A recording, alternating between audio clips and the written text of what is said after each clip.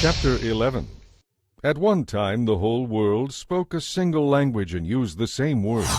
As the people migrated eastward, they found a plain in the land of Babylonia and settled there. They began to talk about construction projects.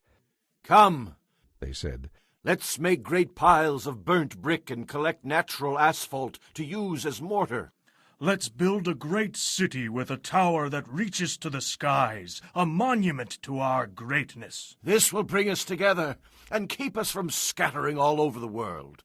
But the Lord came down to see the city and the tower the people were building.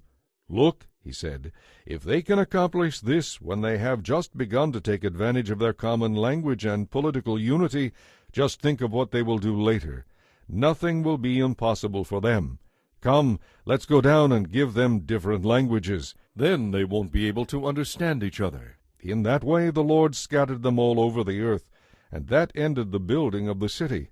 That is why the city was called Babel, because it was there that the Lord confused the people by giving them many languages, thus scattering them across the earth.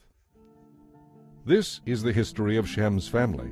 When Shem was 100 years old, his son Arphaxad was born. This happened 2 years after the flood. After the birth of Arphaxad, Shem lived another 500 years and had other sons and daughters. When Arphaxad was 35 years old, his son Shelah was born. After the birth of Shelah, Arphaxad lived another 403 years and had other sons and daughters. When Shelah was 30 years old, his son Eber was born. After the birth of Eber, Shelah lived another 403 years and had other sons and daughters. When Eber was 34 years old, his son Peleg was born. After the birth of Peleg, Eber lived another 430 years and had other sons and daughters. When Peleg was 30 years old, his son Reu was born. After the birth of Reu, Peleg lived another 209 years and had other sons and daughters. When Reu was 32 years old, his son Serug was born.